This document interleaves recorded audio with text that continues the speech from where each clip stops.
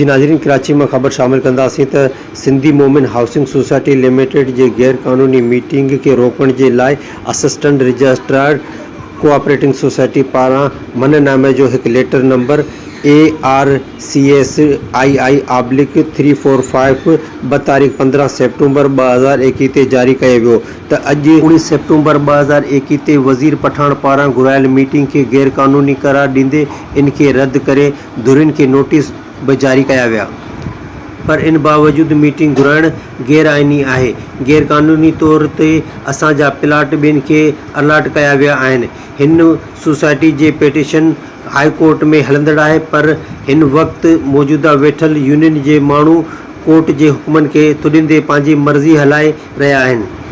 इन मौके ते मीडिया सां ॻाल्हाईंदे मोहम्मद अकरम कोबर, आगा सजाद अली पठान, मोहम्मद अली जरवार, अब्दुल गफ़ार अबड़ो, सईद सलीम सां ऐं ॿियनि अलाटियुनि चयो त हिन मौजूदा सोसाइटी जे यूनियन जे उहिदेदारनि पुराणनि फाइलनि खे रद्द कंदे नए सिर सां अनलीगल फाइलनि पंहिंजे माण्हुनि जे नाले तैयार करे पुराणनि अलाटियुनि सां नाजाइज़ी कई आहे।